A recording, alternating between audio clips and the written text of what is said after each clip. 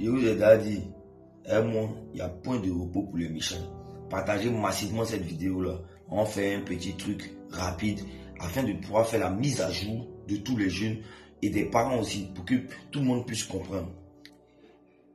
Le général Didier Castres qui avait fait la vidéo concernant le port autonome d'Abidjan avec sa société GEOS dont il est président, qui avait exprimé son projet de reconstruction de la commune de Port-Boué. Est-ce que vous savez en gros qui est Didier Castres? C'est pour ça que dans ma vidéo il est fait donc c'était pour donner à GEOS. Ensemble on va regarder qui est Didier Castres, qu'est-ce qu'il a fait, comment il a traité les Ivoiriens, l'armée de Côte d'Ivoire, parce qu'il n'y a jamais eu d'armée de Laurent Gbagbo en Côte d'Ivoire. C'était un narratif utilisé par les médias mensonges. Parce que quand tu trouves un chef de l'État, tu ne dis pas l'armée de Laurent Gbagbo, c'est pas son armée. Gbagbo n'a pas l'argent pour acheter une armée. Bon d'ailleurs, il n'est plus au pouvoir. Où est cette armée? C'était l'armée de la Côte d'Ivoire, de la République de Côte d'Ivoire. Et ensemble, vous allez comprendre, on va écouter quelque chose. Je vais mettre une vidéo qui va durer 3 minutes. Cette vidéo va durer, mais je vous en supplie, restez. Vous allez comprendre qu'est-ce qui se joue et pourquoi on en est là et pourquoi c'est GEOS qui dirige. Écoutez. Il y a une chose dont je me souviens très bien, où j'ai pas appelé à l'aide, mais où je me suis tourné vers lui. C'était à la fin de la crise en Côte d'Ivoire, en 2011. Vous vous souvenez de cette affaire-là? Gbagbo avait refusé le résultat des élections. Il y avait des mercenaires partout dans Abidjan. Et on avait reçu l'ordre.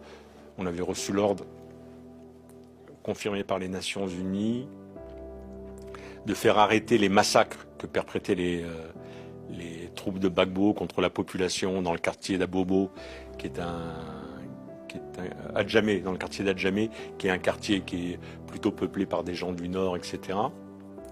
Et donc le mode d'action, on avait des gazelles avec des missiles Hot, plein de missiles Hot, des missiles qui tirent à 4 km. Des hélicoptères, pour ceux qui connaissent pas. Des hélicoptères avec des missiles qui tirent à 4 km.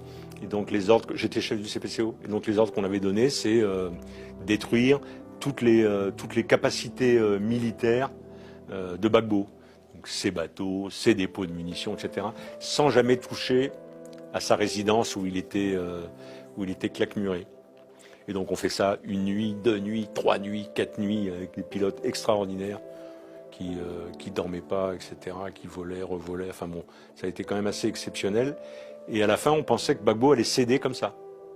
Et Gbagbo, il n'a pas cédé. On a tiré, pas tous nos missiles, mais tout ce qui n'était pas cassé était dissimulé. Et la mission n'était pas remplie, puisque la mission, c'était permettre aux forces du Nord, là, à l'Alliance du Nord, de pouvoir s'emparer de Gbagbo et mettre en place Ouattara, qui avait été légitimement élu à l'occasion de ces élections. Et donc là, j'ai donné l'ordre au général qui était sur place d'y aller à pied. Quand même difficile, hein. Entre tirer à 4 km sur un objectif et puis fouiller tous les carrefours, toutes les haies, etc. Et donc ça a été très dur. Ça a été très dur parce qu'on avait du mal à se comprendre, parce que lui trouvait que c'était une mission qui était extrêmement exigeante. Et donc je lui ai dit, mais c'est comme ça que tu vas faire. C'est comme ça que tu vas faire.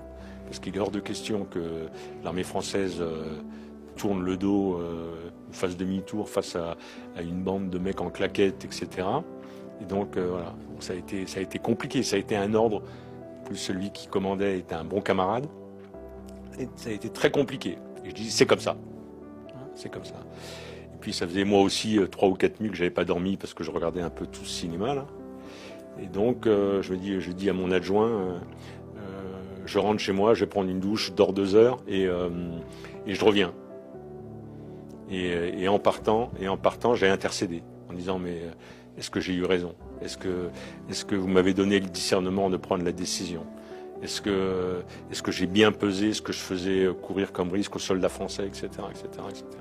Autant vous dire que si j'ai pris une douche, j'ai pas dormi. Et 1 heure après, je suis revenu avec la tête dans les épaules. Le CPCO, il fallait descendre sous terre avec la tête dans les épaules en me disant mon Dieu, aide-moi ou mon Dieu, pardonne-moi. Et quand je suis arrivé, pas un soldat avait été blessé et Gbagbo avait été fait prisonnier. Donc oui. Vous avez bien compris. Le gars il a tout détaillé. C'est la France qui a mené l'opération contre Gbagbo parce qu'on spéculait. Il y a des gens qui nous disaient ici en Côte d'Ivoire que oui, c'est nous on allait chercher Gbagbo. Il y a longtemps que nous on était dans le courant. Le général Didier Casse qui a mené cette opération-là a dit lui-même, vous avez entendu, qu'il a envoyé ses soldats. Le temps même il va prier comme ça, le boulot était déjà fait. Mais ça là, on laisse, c'est le passé. C'est pas moi qui fais vidéo là-haut. Dont les valets locaux qui sont là, qui ont s'acharné, oui, comme ça. C'est lui-même qui a parlé.